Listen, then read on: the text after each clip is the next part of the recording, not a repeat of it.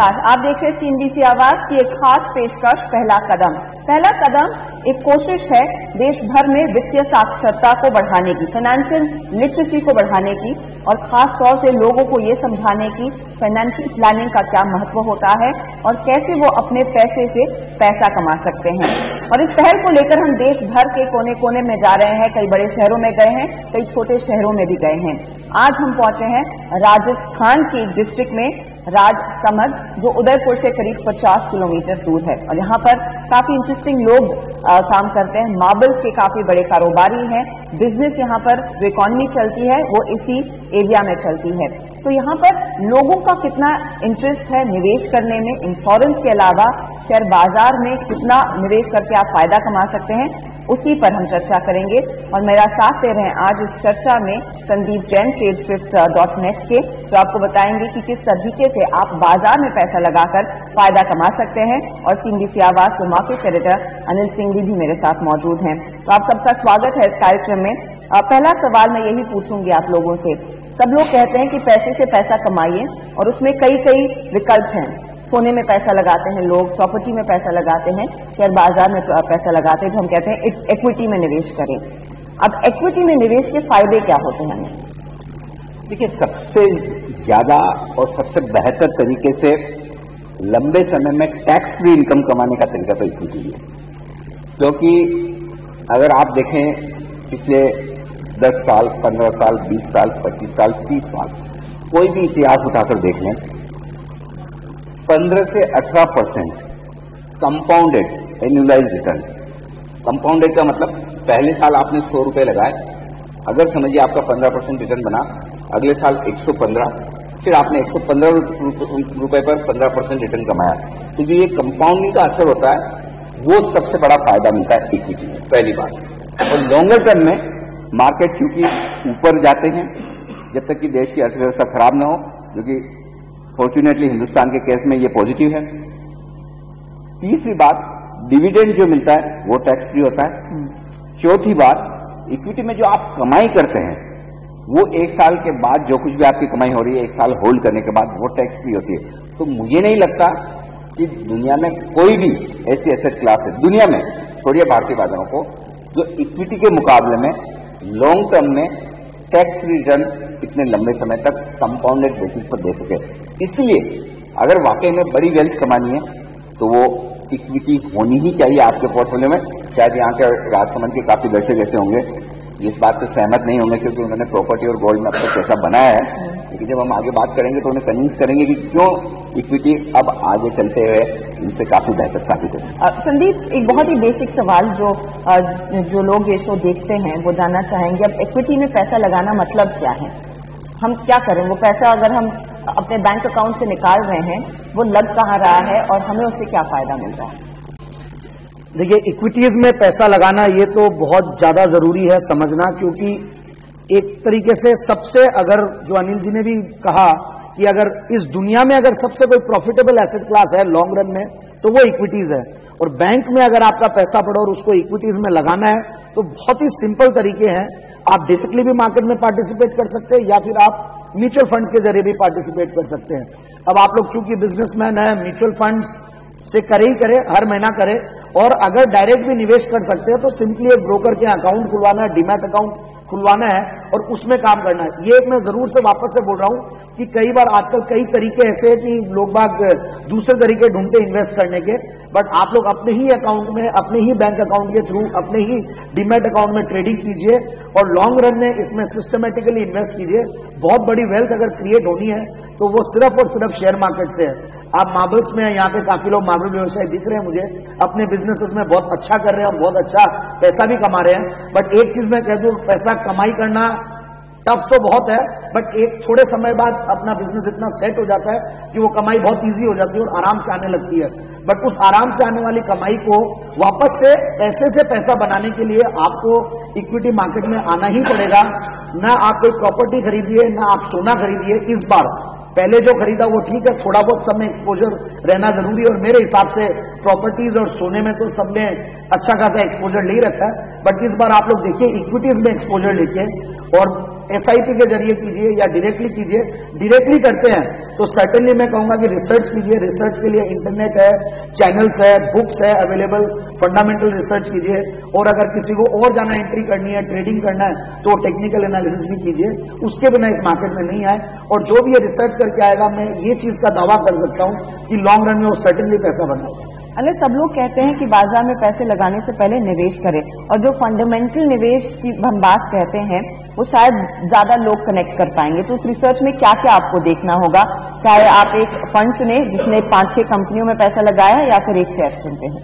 देखिए, ये बड़ा मुश्किल काम है आम आदमी के लिए कि वो रिसर्च कर पाए, क्योंकि रिसर्च करने के लिए जिस तरह की क्वालिफिकेशन, एक्सपीरियंस, समय, एनर्जी, एक्सपर्टाइज, डेटा पढ़ने समझने की क्षमता, ये हर किसी में नहीं होती। और जब हम ये कहते हैं कि चाहे मैं रोज करता हूं, चाहे संदीप रोज करते हो, आप करते हो, लेकिन उसके बाद भी हम भी 100% सही रिसर्च नहीं कर पाते, जबकि हमारा तो ये फुल टाइम काम है, तो फिर आपके लिए तो और भी मुश्किल काम है, ऑलमोस्ट इम्पॉसिबल। फिर तरीका क्या है? आपके पास 2 ही तरीके हैं। या तो आपका कोई अच्छा फाइनेंशियल एडवाइजर, अच्छा ब्रोकर, या चैनल्स पे जितने एक्सपर्ट्स आते हैं, मीडिया में जितने एक्सपर्ट्स आते हैं, जिन पर आपको भरोसा है, जिन्हें आप अच्छा समझते हैं, पास्ट ट्रैक रिकॉर्ड देखकर उनकी सलाह पे आप शेयर खरीदें। एक तरीका तो वो है। वो तरीका आप डायरेक्ट शेयर खरीदेंगे, बेचेंगे अपनी मर्जी से, उससे बेहतर होगा। उससे भी बेहतर तरीका जो हो सकता है वो ये कि आप किसी अच्छे म्यूचुअल फंड में पैसा लगाएं। वो इसलिए कि जो म्यूचुअल फंड के मैनेजर हैं, फंड मैनेजर जो हैं, उनका तो दिन रात यही काम है। दिन रात मार्केट्स को देखना, इकोनॉमी को देखना, हिंदुस्तान की इकोनॉमी को देखना, दुनिया भर को देखना, क्या कुछ चल रहा है। प्लस कभी कोई ऊपर नीचे हो गया, कोई बड़ा बदलाव किसी कंपनी में हो गया, मार्केट में कुछ बड़ा ऊपर नीचे होने वाला है, तो एटलीस्ट एक्शन लेने में वो सबसे बड़ा आगे। हम कई बार कहते हैं कि मार्केट में cost of inaction is much more than cost of action. आपने शेयर खरीद लिया और रख लिया, उसमें प्रॉफिट या नुकसान हो सकता है, होगा, थोड़ा बहुत हो सकता है, लेकिन बड़ा नुकसान आपको कब होता है? जब आपने खरीद लिया और आपको पता है कि मैंने खराब शेयर खरीद लिया, लेकिन उसके बावजूद आप इंतजार करते हैं अपनी किस्मत पर, तभी तो भाव आएगा, तब मैं निकलूंगा। तो जो आपको एक एक्शन करना था खराब इन्वेस्टमेंट के बाद निकल जाने वाला, वो जब आप नहीं करते तो उस इनएक्शन की कॉस्ट आपको बहुत भारी पड़ती है।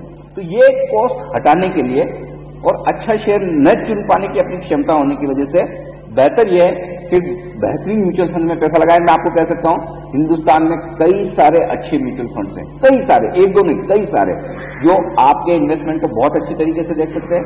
आप निश्चिंत होकर एक म्यूचुअल फंड का 4 या 5 फंड का पोर्टफोलियो बना लें, वहां पैसा लगाएं। मैं गारंटी से कह सकता हूं, आप सीधे तौर पर पैसा लगाएंगे, उससे बेहतर रिटर्न आपको मिलेगा। पहला कदम लौटेगा इस छोटे से ब्रेक के बाद।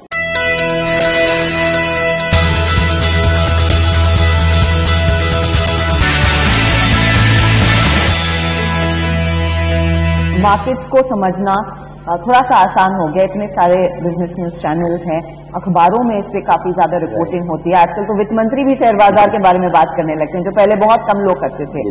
तो लोगों की इच्छा यही है कि मैं सीधा निफ्टी या सेंसेक्स खरीदूं या फिर कोई कंपनी ही ले लूं। तो उसमें वो डिसीजन लेना होता है, या कोई कहता है फंडामेंटल बेसिस पर आप पैसा लगाएं, टेक्निकल बेसिस पर पैसा लगाएं, और फिर जो हम कहते हैं कि आप लॉन्ग टर्म के बारे में सोचें, मतलब शेयर लें और भूल जाएं। और दूसरे लोग होते हैं जो बोलते हैं जल्दी जल्दी पैसा कमाना चाहता हूं। तो कैसे आप जज करें आप किस कैटेगरी में बैठते हैं? आप लॉन्ग टर्म निवेशक हैं या फिर शॉर्ट टर्म निवेशक? वो कैसे खुद डिसाइड किया जा सकता है? देखिए, ये तो क्लियर है कि पैसा लॉन्ग टर्म में बनेगा, और शॉर्ट टर्म में अगर पैसा बनाना तो आपको फुल टाइम काम करना पड़ेगा।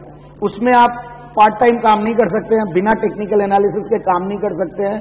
और अगर लॉन्ग टर्म में जाना है तो सबसे पहला तरीका तो ये है कि आप अगर आपके बिजनेस में फुल्ली इन्वॉल्व है तो एक म्यूचुअल फंड का पोर्टफोलियो बनाइए। 5-6 म्यूचुअल फंड, बहुत अच्छे फंड मैनेजर्स है, जैसा अनिल जी ने कहा, तो वो एक सबसे इजियर तरीका है। बट अब क्योंकि सवाल ये है कि अगर खुद को आना है और खुद को पोर्टफोलियो बनाना है, तो मैं ये कहूंगा कि पोर्टफोलियो बने कम से कम 10 से 12-13 स्क्रिप्ट्स का, फिर वो सारे अलग अलग सेक्टर्स हो, उनमें से सारे अलग अलग सेक्टर्स के लीडर्स को चुने। कुछ लार्ज कैप्स हो, कुछ मिड कैप्स हो और कुछ स्मॉल कैप्स हो। मेरा कहने का मतलब 4-5 लार्ज कैप हो, 3-4 मिड कैप्स हो और 3-4 स्मॉल कैप हो। तो ये मल्टी कैप ऐसा एक फंड बनाना पड़ेगा और राइट सेक्टर्स का मतलब ये होता है कि कई बार एफएमसीजी, आईटी और फार्मा ये डिफेंसिव सेक्टर्स है, तो इन 3 के पे एक शेयर चाहिए ही चाहिए। और फिर जैसे कि सरकार की पॉलिसीज कुछ सेक्टर्स में बहुत ज्यादा एग्रेसिव हो रही है, तो उन सेक्टर्स को चुने और फिर उनमें से आप बॉटम डाउन अप्रोच रखें कि कौन से कंपनियों को लेना है। तो वो एक एक्सपर्ट का भी काम है और आपको कहीं ना कहीं मैं एक राय दूंगा, जैसा शुरुआत में अनिल जी ने कहा था कि आपको एक अच्छे फाइनेंशियल एडवाइजर, पोर्टफोलियो मैनेजर के पास जाना बहुत जरूरी है। जैसे कोई भी बीमारी के लिए होता है, कई बार पहले घर के इलाज से, घरेलू जो भी होम रेमेडीज होती थी उनसे तबियत ठीक करते थे, बट अब आजकल जिस तरीके की चीजें हैं, जो नई नई बीमारी आई है, तो उसके लिए डॉक्टर के पास जाना पड़ता है और ट्रीटमेंट करवाना पड़ता है, डायग्नोसिस करनी पड़ती है। वैसे ही आपको शेयर मार्केट में भी आने के लिए आपको right financial advisor, portfolio manager, उसके पास जाएं और ये शेयर्स इस तरीके से इस क्राइटेरिया में आप खरीदें। क्योंकि आप लॉन्ग टर्म और शॉर्ट टर्म की भी आपने बात पूछने वाली थी, ट्रेडिंग के कई मरीज यहाँ पर आपको हाँ, जो लॉन्ग टर्म और शॉर्ट टर्म की बात आपने की ना, उस पर मैं एक चीज बोलना चाहता हूँ। आपका long term investment short term हो जाए उसमें कोई बुराई नहीं है, लेकिन आपका शॉर्ट टर्म इन्वेस्टमेंट या ट्रेडिंग लॉन्ग टर्म नहीं होना चाहिए। कैसे? लॉन्ग टर्म इन्वेस्टमेंट क्या है? आजकल सुबह 9 बजे आपने शेयर खरीदा, आज ही खरीदकर आज ही बेचूंगा, राइट?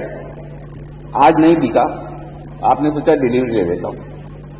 अब वो डिलीवरी आपने ले ली, करना आज ही था, लिया ट्रेडिंग के पर्पज से था, या 1 दिन 2 दिन 7 दिन के हिसाब से लिया, लेकिन अब उसका भाव नहीं आता है तो आप उसको सालों साल होल्ड करते हैं। ये नहीं होना चाहिए। ये आपका शॉर्ट टर्म ट्रेडिंग या इन्वेस्टमेंट लॉन्ग टर्म में नहीं जाना चाहिए। आपने एक शेयर खरीदा और अचानक से 7, 8, 10 दिन में वो 10%, 15% बढ़ गया, और उसमें अगर आपको लगता है कि अचानक से बढ़ गया, मैंने एक्सपेक्ट नहीं किया था, मैंने सोचा था 6 महीने में 15% बढ़ेगा, साल में 15% बढ़ेगा, मुझे फटाफट अच्छा रिटर्न आ रहा है, उसे आप प्रॉफिट बुक कर लें, उसमें हर्ज नहीं है। लॉन्ग टर्म वाला शॉर्ट टर्म हो चलेगा, शॉर्ट टर्म वाला लॉन्ग टर्म नहीं होना चाहिए। तो ट्रेडिंग है, इन्वेस्टमेंट है। देखिए, आपने देखा होगा ना, हिंदुस्तान में जब क्रिकेट की टीम बनती है, 3 तरह की टीम बनती है। एक टेस्ट मैच जिसमें वीवीएस लक्ष्मण और चेतेश्वर पुजारा और राहुल द्रविड़ टाइप के लोग होते हैं। एक वनडे टाइप की बनती है जिसमें अलग तरह के प्लेयर होते हैं। तीसरी T20 टाइप की बनती है, उसमें ऐसे प्लेयर होते हैं जो आते ही बल्ला घुमाते हैं। तो आप क्या कर रहे हैं? 2020 मैच खेल रहे हैं, वनडे खेल रहे हैं, या टेस्ट मैच खेल रहे हैं? आप किस तरह के खिलाड़ी हैं? अगर आपने अपने आप को पहचान लिया पहले और उस हिसाब से आप खेलने गए, अगर आप टेस्ट मैच के प्लेयर हैं और आप 2020 खेलेंगे तो टीम से निकल जाएंगे। 2020 के प्लेयर तो टेस्ट मैच खेल ही नहीं पाएंगे, क्योंकि वहां फील्डिंग अलग तरह की लगती है, बॉलिंग अलग तरह की होती है, राइट? तो सबसे पहले तो आपको अपने को पहचानना है। जब आप अपने को पहचानेंगे तब मार्केट को पहचान पाएंगे कि अब इस मार्केट में मुझे क्या करना है, मुझे ट्रेडिंग करनी है या इन्वेस्टमेंट करना है, ये पहले डिसाइड कीजिए। ट्रेडिंग करनी है तो सिर्फ ट्रेडिंग होगी, उसमें स्ट्रिक्ट स्टॉप लॉस होगा, टारगेट होंगे, डिसिप्लिन से होगी, स्किल से होगी। इन्वेस्टमेंट करना है तो मैं रोज का ये ऊपर नीचे नहीं देखूंगा जब तक कि मेरी कंपनी खराब ना हो जाए, जिस वजह से मैंने इस शेयर को खरीदा है उसमें से निकलने का कोई कारण ना हो, तब तक मुझे कोई टेंशन नहीं। भाव तो रोज ऊपर होंगे, रोज नीचे होंगे। और जो आप कहते हैं ना कि आंख बंद करके कुछ लेना है, जिंदगी में आंख बंद करके कोई काम नहीं हो सकता सोने के अलावा। बाकी कोई भी काम अगर आप आंख बंद करके करेंगे तो उसमें नुकसान होना पक्का है। तो इसलिए अगर आपको लॉन्ग टर्म के लिए आंख बंद करके निवेश कोई करना है तो सिर्फ एक ही चीज में करना है, वो है सेंसेक्स या निफ्टी। क्योंकि सेंसेक्स 100 से शुरू हुआ, आज भी 26,000 है, निफ्टी आज भी 7,800, 8,000 है। और ये तब हुआ है जब पिछले 30-40 साल में जितने आपने एक्सपीरियंस किए हैं, कई सारे देश डूबे हैं, कई सारी इकोनॉमी डूबी है। 2008 का लेमन ब्रदर्स का क्राइसिस हुआ है, एक एक वोट से हमारे यहां सरकारें गिरी है, कई सारे टेरर अटैक हुए हैं, कई सारे स्कैम निकले हैं। उसके बावजूद सेंसेक्स और निफ्टी वहां पहुंचते जहां उन्हें पहुंचना है। क्यों? क्योंकि जिनसे वो बने हैं वो कंपनियां कमाई कर रही हैं। अगर वो कंपनियां कमाई करती रहेगी तो मार्केट इवेंचुअली बढ़ेगा। हर रोज मूड अलग हो सकता है, रीजन अलग हो सकते हैं, न्यूज अलग हो सकती है, लेकिन लॉन्ग टर्म में इक्विटी आपको पैसा बनाकर देगी, ये देगी। और जिनको कॉन्फिडेंस कम है उनको ये बता दूं, जिनको लगता है कि मार्केट में नुकसान होता है, आप किसी भी 5 साल का पीरियड उठा के देखिए, कोई भी 5 साल जो आपको पसंद हो, कोई भी 5 साल पिछले 50 साल में उठा के देख लीजिए, उस 5 साल के पीरियड में, चाहे वो 2008 से 2013 का ले लो, 98 से 2003 का ले लो, कोई भी पीरियड ले लो, इक्विटी मार्केट ने नेगेटिव रिटर्न नहीं दिया है किसी भी 5 साल के पीरियड में। तो आप इक्विटी मार्केट में पैसा लगाने का सोच रहे हैं, 5 साल का व्यू लीजिए, आपकी कैपिटल तो सेफ है, प्रिज्यूम कर सकते हैं। कैपिटल, जो सबसे बड़ी चिंता आपको कैपिटल की है, कैपिटल सेफ है, उसके बाद कितना रिटर्न बनता है वो अलग बात। आपने ट्रेडिंग की बात की और यहाँ पर हम हमेशा कहते हैं कि अगर आपने कोई शेयर लिया है, अपना देखिए कितना रिस्क उठा सकते हैं और स्टॉप लॉस जरूर लगाएं। इस अगर ऑडियंस को समझा सके स्टॉप लॉस की अहमियत क्या होती है? देखिए, बिना स्टॉप लॉस के ट्रेडिंग तो करनी नहीं है, ये एकदम क्लियर है। कितने लोग स्टॉप लॉस लगाते हैं यहाँ पे? मुझे ऐसा लगता है कि बहुत कम लोग स्टॉप लॉस लगाते हैं, और लगाते तो अपने दिमाग में लगाते हैं, और जैसे ही वो स्टॉप लॉस आने लगता है नजदीक तो आप दूर कर देते हो। तो लगाते तो बताते नहीं। यहाँ लेंगे एक छोटा सा ब्रेक, लेकिन लौटेंगे जल्दी। आप बने रहिए सीएनबीसी आवाज पर।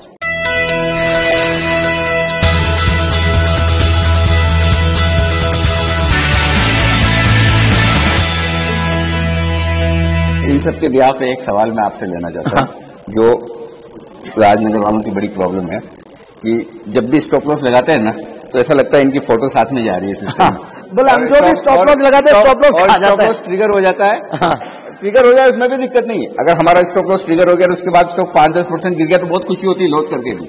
लेकिन होता क्या है, उसके बाद वापस जो टारगेट होता है भाव आ जाता है। यही है ना प्रॉब्लम। बोले लोगों को ये लगता है कि हमारा स्टॉप लॉस पता चल जाता है कंप्यूटर को और वो खा जाता है स्टॉप लॉस। ये सबसे आम कंप्लेंट है कोई भी इन्वेस्टर्स की और ट्रेडर्स की, इन्वेस्टर नहीं सॉरी ट्रेडर्स की। तो अब स्टॉप लॉस लगाना ये बहुत जरूरी है, और जब भी कोई ट्रेड ले वहां पे रिस्क रिवॉर्ड रेशियो देखना बहुत बहुत जरूरी है। जैसे कोई भी काम धंधा अपन करते हैं, मार्बल से आप लोग माइन से ब्लॉक्स लाते हो और उसको चिरा के मार्बल स्लैब बनाते हो और बेचते हो, तो आप देखते होंगे ना कि इसकी इतनी कॉस्ट है, इसके बाद मेरी इतनी मेहनत आना और इसके बाद मैं इतने में बेचूंगा। तो वो रिस्क रिवॉर्ड रेशियो आप वहां पे भी देखते हो। वैसे शेयर्स में भी देखेंगे आप कि इसमें खोने को है 1 रुपया, जो स्टॉप लॉस है वो कम से कम आपका 1-2% दूर है और आने को करीब 5 से 6% है। कहने का मतलब 1:2.5 या 3 टाइम्स तक का जब तक आपका स्टॉप लॉस और रिस्क रिवॉर्ड रेशियो नहीं रहे तो उस ट्रेड में ना घुसे। तो आप ऐसे करके देखेंगे तो करीब 10 में से अगर 4 ट्रेड भी आपके सही गए तो आप प्रॉफिट में रहोगे। और स्टॉप लॉस लगाने का एक तरीका है, अगर जिन लोगों को ये जो वाकई में दिक्कत है कि हमारा हर बार स्टॉप लॉस ट्रिगर होता है, टारगेट आता है, अगर आपकी वाकई में ये प्रॉब्लम है तो इसका मतलब एक दिक्कत साफ है कि आप सोच तो सही रहे, आप शेयर तो सही चुन रहे हैं, क्योंकि अल्टीमेटली आपका जो शेयर है वो आपके टारगेट पर पहुंच रहा है। इसका मतलब आपने सोचा तो सही। फिर गलती क्या हुई? गलती स्टॉप लॉस लगाने में हुई।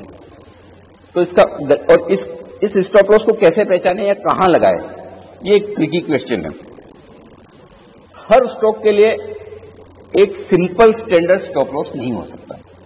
आप ये सोचेंगे मैं 1% से ज्यादा नुकसान नहीं करूंगा, ले लिया मैंने शेयर, 3% बढ़ेगा तो बेच दूंगा, ये आपने सोचा है, मार्केट ने नहीं सोचा, आपकी सोच है। हर स्टॉक की वॉलेटिलिटी अलग होती है, उतार चढ़ाव अलग होता है। कोई स्टॉक 1% के स्टॉप लॉस से भी काम कर जाएगा, कोई स्टॉक, अब सपोज आप वोखार जैसे शेयर में ट्रेड कर रहे हैं, आप 1% के स्टॉप लॉस से क्या होगा, कुछ ही मिनटों में ऊपर नीचे हो जाएगा। तो आपको स्टॉप लॉस उस स्टॉक की वॉलेटिलिटी, उतार चढ़ाव करने की प्रवृत्ति जो है उसको देखकर लगाना पड़ेगा। और जब आप ये समझ लेंगे कि अगर मैं किसी, अब जैसे मैं आपको कहूं, अगर आप पावर ग्रिड या एनटीपीसी में ट्रेड कर रहे हैं तो आपको जरूरत ही नहीं है 2% या 3% स्टॉप लॉस की, 1% से भी काम हो जाएगा, क्योंकि वो स्टॉक इतना मूव नहीं करता। आप निफ्टी में ट्रेड करें तो क्या जरूरत है आपको कि 5% का स्टॉप लॉस लगाएं, लेकिन किसी इस तरह के मिड कैप स्टॉक में आप ट्रेड कर रहे हैं तो आपको स्टॉप लॉस ज्यादा लगाना पड़ेगा। तो आप किसमें ट्रेड कर रहे हैं उस हिसाब से फिर उसको मार्केट के साथ लिंक करके देखें कि अगर निफ्टी 100 पॉइंट बढ़ता है या निफ्टी 2% बढ़ता है तो ये स्टॉक कितना % बढ़ता है, बीटा वैल्यू, उसे बीटा कहते हैं।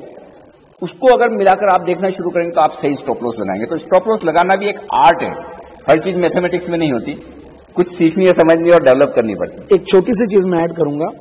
जनरली जब ट्रेडिंग करते हैं तो लोग सोचते हैं कि रिसर्च बहुत अच्छा होना चाहिए। जैसे मैं टीवी पे आता हूं, मैंने रिसर्च दे दी, तो मैं अगर सही चीजें सारी बताता तो मैं बहुत बड़ा ट्रेडर भी बन जाता और बहुत पैसे वाला भी बन जाता, और मैं शायद हो सकता कि मैं यहाँ रहता ही नहीं, कोई आइलैंड में रहता और वहां से ट्रेड कर रहा होता। मगर 90% जो अगर कोई को पैसा बनाना मार्केट में तो वो है मनी मैनेजमेंट। रिसर्च तो सिर्फ 10% काम करता है, वो आपका मनी मैनेजमेंट स्किल्स है। भले ही आप अपना व्यापार करते हैं, वहां पे पैसे को कैसे मैनेज करते हो वो ज्यादा इंपॉर्टेंट है। और मनी मैनेजमेंट में आता है आपका risk management, stop loss management और आपकी पोजीशन साइजिंग, कि आपने कितनी पोजीशन ली।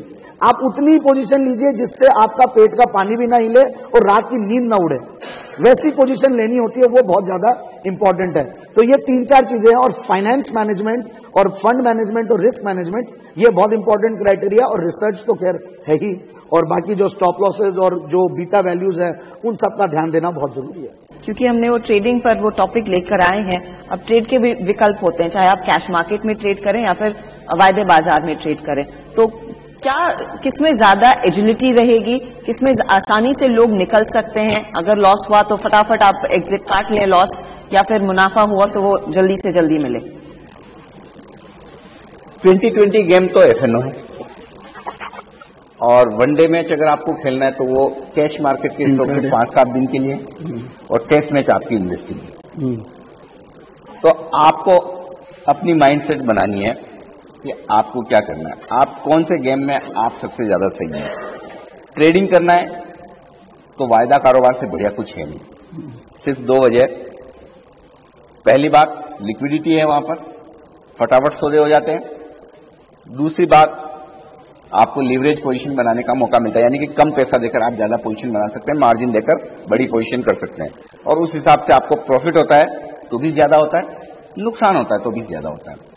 तो ट्रेड करना है, ट्रेड करने के लिए 2 ही चीज सबसे ज्यादा जरूरी है, फुल टाइम जॉब है, पार्ट टाइम ट्रेडिंग नहीं होती। ऐसा नहीं कि मैं कुछ और अपनी मार्बल की फैक्ट्री भी चला लूंगा, गैंग्सो भी चला लूंगा, या मैं चार्टर्ड अकाउंटेंट प्रैक्टिस भी कर लूंगा, या मेरी शॉप है तो वो भी देख लूंगा, और या मैं डॉक्टर हूं तो मरीज भी देख रहा हूं और ट्रेडिंग भी कर लूंगा। ट्रेडिंग करना अपने आप में फुल टाइम जॉब है, इन्वेस्टमेंट पार्ट टाइम जॉब है। और जो बीच में हम जो कह रहे हैं 5-7 दिनों के लिए आज से पोजिशनल ट्रेडिंग करनी, तो उसमें कैश मार्केट के या वायदा कारोबार के जो अच्छे स्टॉक्स हैं वहां आप बिना लीवरेजिंग किए, यानी कि बिना उधार पर पैसे लिए अपनी पैसे से थोड़े दिन के लिए खरीद कर करें, तो उसमें कोई हर्ज नहीं। तो ये तीनों चीजों को ध्यान में रखकर आपको अपनी रणनीति बनानी चाहिए। पहला कदम लौटेगा इस छोटे से ब्रेक के बाद।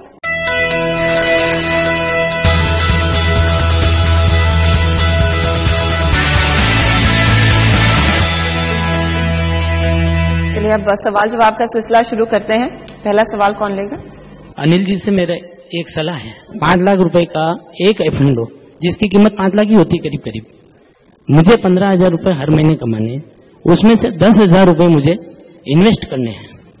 बाई दी वे मुझे मिलते हैं 15,000, तो मुझे 10,000 इन्वेस्टमेंट करने हैं, तो कैसे करूंगा मैं सर? क्या करते हैं सर आप? मार्बल ट्रेडिंग में।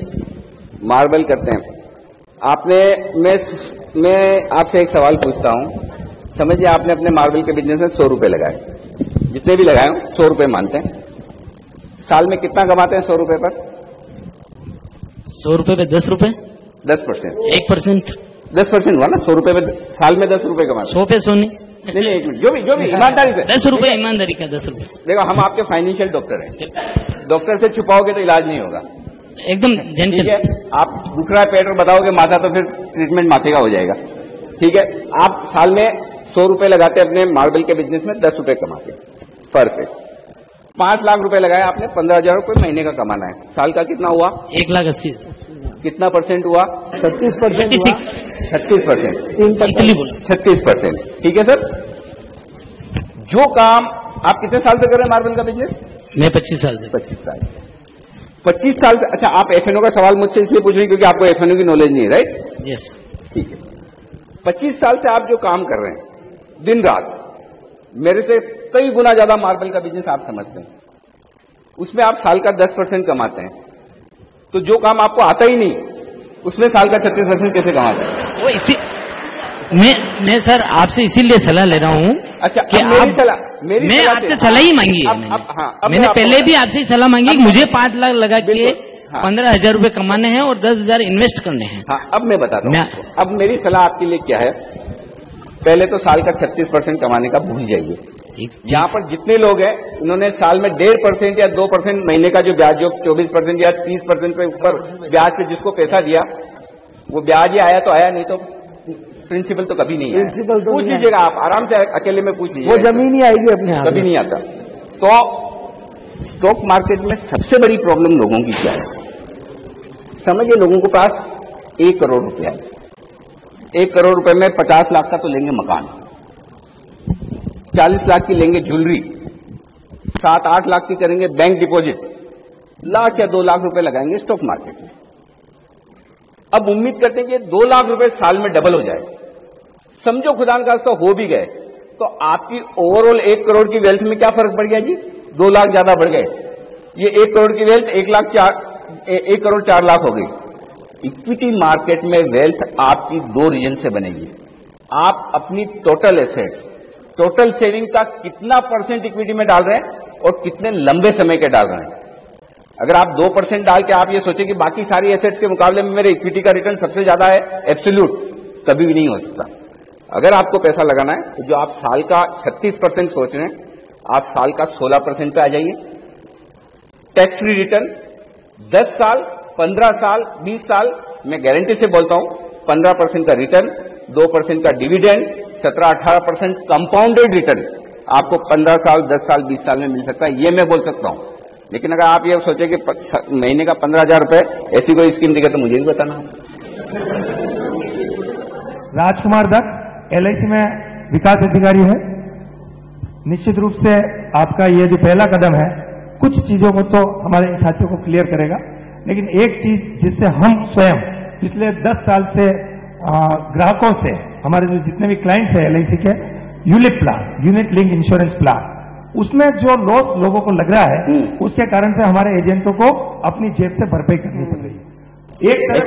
आप जेब से भरपाई करनी, अरे ऐसे एजेंट मुझे भी बताइए सर। मैं बताता हूं सर आपको, मैं बताता हूं, यहाँ हो तो भी बुला के आपको बुला जेब से नुकसान, मैं कह रहा हूं सर, उसका कारण ये हुआ सर, उसका कारण कि हमने उसको इन्हीं आधार पर रिटर्न की गारंटी दी कि लगभग 10 से 11% तो आपको मिलेगा ही मिलेगा। क्योंकि जो LIC अपना पैसा इन्वेस्टमेंट करती है उसमें जो ग्रोथ फंड है उसमें not more than 60% in equity market, ठीक है ना, और बाकी का रिमेनिंग जो 40% है वो बॉन्ड मार्केट और एक्सेट्रा जो समझ गया मैं। तो सवाल क्या है? 60% इक्विटी का इन्वेस्टमेंट करने के बावजूद, और LIC ने कहा हमारा एक्सपर्टाइज पैनल है 60 लोगों का, 70 लोगों का, और कुछ जो प्राइवेट इंश्योरेंस है उन्होंने तो 1 लाख की जो वैल्यू दी उसको वापस आफ्टर 3 ईयर्स और 4 ईयर्स वो दी 1400 रुपये। समझ गया सर मैं आपका सवाल। तो मेरा ये निवेदन है, जब आप लॉन्ग टर्म की बात करते हैं 10 साल में भी आज हमारी ये स्थिति है कि वो 1 लाख रुपए भी नहीं बन पाया। समझ गया। अब मैं जवाब, तो ये क्या कारण है? हाँ, कारण बताता हूं। पहली बात, सबसे पहली बात, इंश्योरेंस और इन्वेस्टमेंट दोनों को अलग कर दीजिए। इंश्योरेंस आपकी सेफ्टी सिक्योरिटी के लिए, इन्वेस्टमेंट आपकी ग्रोथ के लिए, वेल्थ के लिए। यूलिप क्या है? Unit link insurance plan. ये एक ऐसा प्लान है जिसमें आपको इंश्योरेंस का बेनिफिट भी मिलता है, इन्वेस्टमेंट का बेनिफिट भी मिलता है। 10,000 रुपए आप लगा रहे, 3,000 साढ़े 3,000 रुपए इंश्योरेंस में जाएंगे, बाकी का पैसा इन्वेस्टमेंट में जाएगा। उस इन्वेस्टमेंट में कुछ इक्विटी हो सकता है, कुछ डेट हो सकता है, फिक्स इनकम हो सकती है। क्यों यूलिप्स अच्छा परफॉर्म नहीं कर रही है?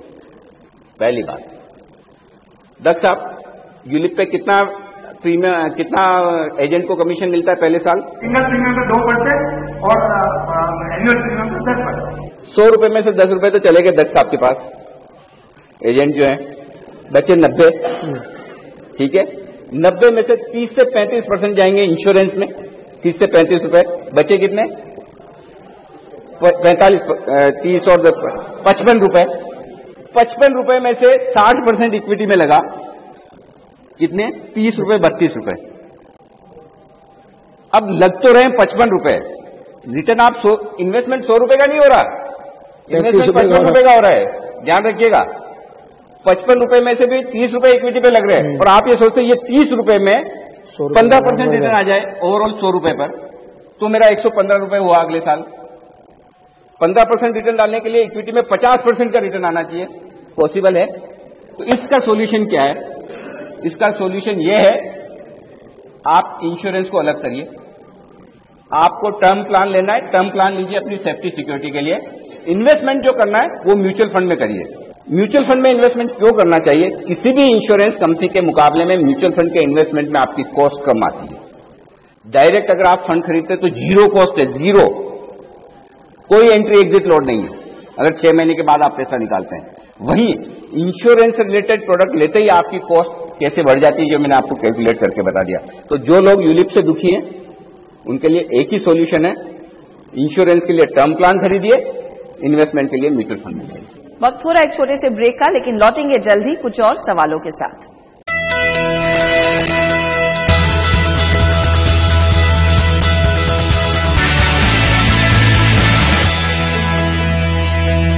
अगला सवाल ले लेते हैं, माइक पहुंचेगा।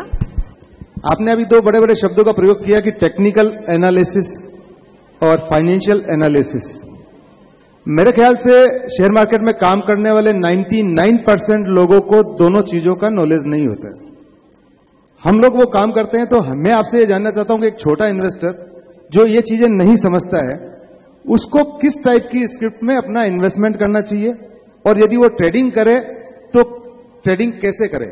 क्योंकि वो न तो टेक्निकल समझता है कि वो स्टॉप लॉस लगाए, न वो फाइनेंशियल डेटा में समझता है कि कैसे बैलेंस शीट को पढ़ी जाए। बैलेंस शीट इतनी टिपिकल्स होती है, वो सीए लोग ही पढ़ सकते हैं, कॉमन इन्वेस्टर्स को नहीं पढ़ सकते हैं। तो इस बारे में जरा आप थोड़ा प्रकाश डालें। सबसे पहले तो आना ही नहीं चाहिए वैसे आदमी को इस मार्केट में। जिसको गाड़ी चलानी आती नहीं वो गाड़ी कैसे चलाएगा? तो आप फंडामेंटल एनालिसिस और टेक्निकल एनालिसिस या शेयर मार्केट की समझ नहीं है तो मेरी राय यही रहेगी कि आप बिल्कुल ना इस मार्केट में। आपको इस मार्केट में पार्टिसिपेट करना है, और अगर इस मार्केट में पार्टिसिपेट करना है तो आपको mutual funds, equity mutual funds के जरिए पार्टिसिपेट कीजिए। बहुत जरूरी है, इक्विटी में इन्वेस्ट करना अनिवार्य है। अगर आपको पैसा बनाना है जिंदगी में, अपने धंधे से भी ज्यादा पैसा इक्विटी मार्केट बना के देगा आपको लॉन्ग रन में, ये आप ध्यान रखिएगा। क्योंकि आप अपने धंधे को 15 से 20% से ज्यादा ग्रो नहीं कर सकते, ये मेरी चैलेंज है। आप हर साल अपनी बैलेंस शीट को कभी एनालिसिस करके देखिएगा कि लास्ट ईयर मेरा मार्वल में टर्नओवर था 3 करोड़ रुपया, इस साल 3 करोड़ 60 लाख हुआ क्या? नहीं हुआ। मगर स्टॉक मार्केट में बहुत सारी कंपनियां हैं जिनकी हम बात करते हैं कि 20% से ज्यादा की ग्रोथ वो नेट प्रॉफिट और सेल्स में लाती है। तो आप इसलिए इक्विटी मार्केट में आपको आना पड़ेगा। आप देखिएगा इन्फोसिस, आप विप्रो देखिए, विप्रो में एक एग्जाम्पल मैंने कल भी शो में दिया था। 1980 में जिसने सिर्फ 10,000 रुपए लगाए हैं, उसका अगर वो होल्ड करके रखता है, आज वो 530 करोड़ रुपए का होता है वो माल। तो वो सिर्फ इक्विटीज में ही हो सकता है। मैंने खुद ने जब धंधा स्टार्ट किया था तो मैंने टाइटन के शेयर्स बेचे थे 12,000 के, और आज अगर वो नहीं बेचता तो वो होते 70 लाख रुपए के। मगर मैंने मेरे उस 12,000 के मल्टीपल में पैसे नहीं बनाए अपने आप से भी धंधा करके। तो कहने का मतलब यह इक्विटी मार्केट में तो अपनी सेविंग्स को लगाना ही लगाना है, बट वो आप म्यूचुअल फंड्स के जरिए लगाए। और अगर करना है काम तो आपको फिर टेक्निकल एनालिसिस, फंडामेंटल एनालिसिस आप नहीं कर पा रहे हो तो आपके घर में कोई मेंबर को करवाएं, अपने बच्चे को सिखाएं जो टेक्निकली साउंड हो, पढ़ा लिखा हो, और या उसको वैसी एजुकेशन दिलाएं। एक छोटा और आम इन्वेस्टर है ना, उसके लिए सबसे बढ़िया तरीका है स्क्रिप्ट ढूंढने का। टेंशन नहीं है, स्क्रिप्ट ढूंढने के चक्कर में पड़े ही नहीं। सिंपल, एक निफ्टी का फंड खरीद लें या सेंसेक्स का फंड खरीद लें। सेंसेक्स और निफ्टी में हर 2, 4, 6 महीने में आप देखते हैं बदलाव होते हैं। कुछ कंपनियां आती है, कुछ निकल जाती है। ये एक ऑटोमेटिक प्रोसेस है। इस कंपनी के मार्केट कैपिटलाइजेशन, लिक्विडिटी और क्वालिटी के बेसिस पर वो कंपनियां सेंसेक्स निफ्टी में आ जाती है। जो कमजोर होती है वो निकल जाती है। जब 25, 26, 30 हजार का सेंसेक्स हो सकता है, निफ्टी 9,000 की हो सकती है 100 से चल के, तो इसका मतलब साफ है कि इन कंपनियों में पैसा तो बन रहा है। आप एक छोटे इन्वेस्टर हैं, शेयर खरीदने के चक्कर में पड़े नहीं। आप सिंपल चीज करें, आप एक निफ्टी के फंड में पैसा लगाकर बैठ जाएं तो जो रिटर्न बाजार का आ रहा है वो आएगा। आज से 10 साल, 15 साल, 20 साल बाद बाजार को जहां पहुंचना है, निफ्टी को जहां पहुंचना है वो पहुंचेगा। कंपनियां कमाई कर रही तो पहुंचेंगी, लेकिन आपको पता नहीं कि कब एंट्री करनी है, कब एग्जिट करनी है। और निफ्टी में 30 के 30 शेयर नहीं चलने वाले, 50 से 50 शेयर नहीं चलने वाले। 50 में से 10 नीचे रहेंगे, 10 कुछ नहीं करेंगे, लेकिन बाकी 30 जो रिटर्न बनाकर देंगे वो आपको कॉम्पनसेट कर देंगे। तो बेहतर ये, एक कॉमन इन्वेस्टर है, नए इन्वेस्टर है, नहीं समझते, हर एक म्यूचुअल फंड के पास स्कीम है सेंसेक्स और निफ्टी फंड की। आप उसमें पैसा लगाएं, शांति से बैठ जाएं। यहाँ लेंगे एक छोटा सा ब्रेक, लेकिन लौटेंगे जल्दी। आप बने रहिए सिंबीसी आवाज पर।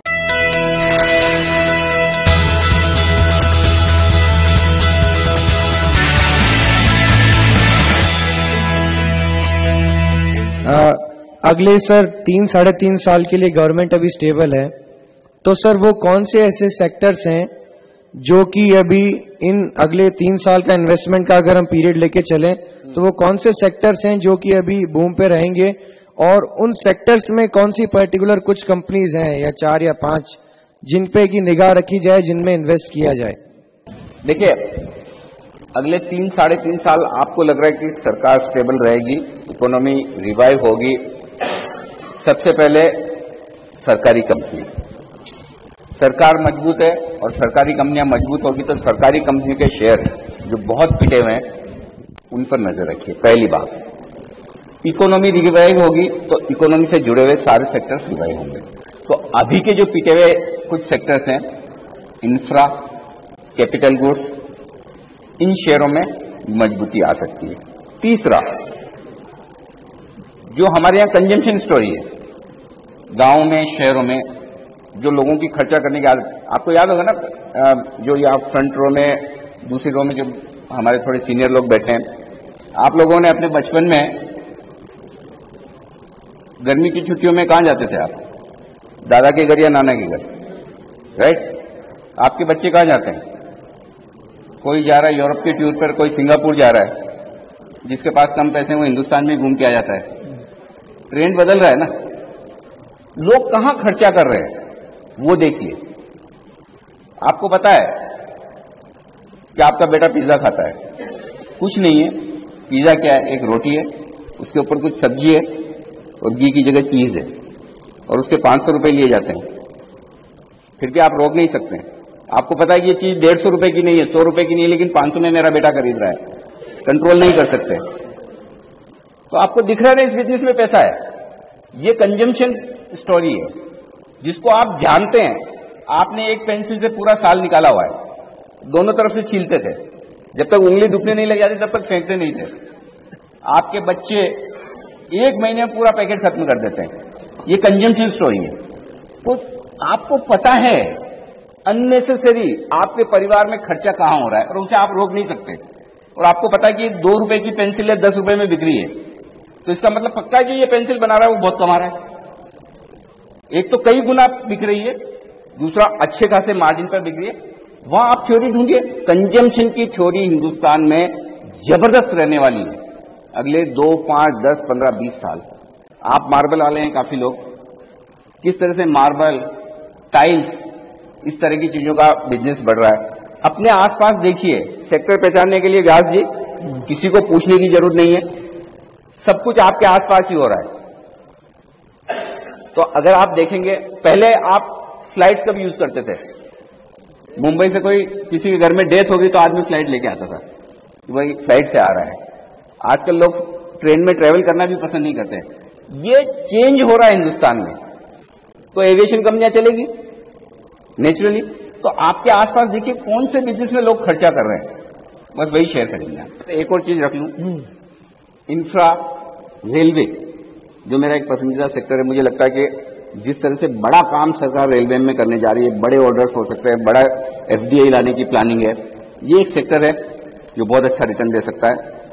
तो कंजम्पशन, रेलवे, इंफ्रा, इकोनॉमी से जुड़े हुए दूसरे सेक्टर्स जहां आपको लगता है यूनिक स्टोरी है, दबा के कंपनियां पैसा कमा रही है, अगले 5-10 साल तक कमाने वाली है, लगाइए पैसा। मेरा क्वेश्चन ही कमोडिटी के ऊपर है। कमोडिटी करंट में बहुत ही लो पे चल रहा है, गोल्ड, सिल्वर और क्रूड, तो क्या करंट में अभी इन्वेस्ट करना चाहिए इसमें? आपने अब तक पैसा लगाया है कमोडिटी में? हाँ। किस कमोडिटी में? गोल्ड में, क्रूड में, और अब पैसा गवाया है? हाँ, गवाया है। गवाया है ज्यादा? सर्टेनली। नहीं, हंसने की कोई बात नहीं है। पैसा गंवाना कोई गलत बात नहीं, कोई गलत नहीं, गुनाह नहीं है, क्राइम नहीं किया है, गलती की है। गलती और क्राइम में फर्क है।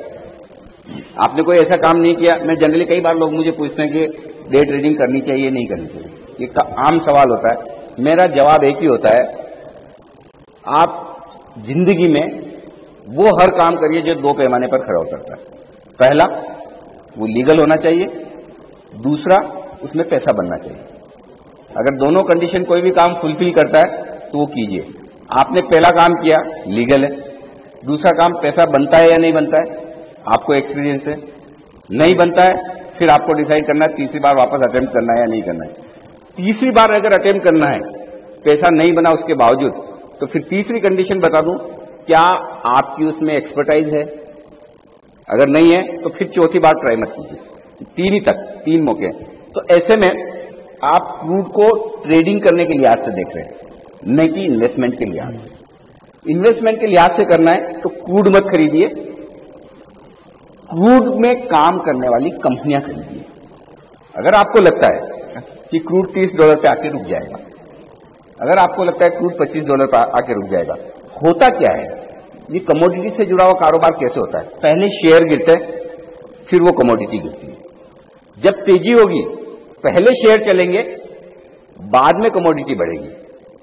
तो हो सकता है कमोडिटी का गिरना ना रुके, हो सकता है जैसे अभी भी मेटल गिर रहे हैं, लेकिन मेटल शेयरों ने गिरना बंद कर दिया।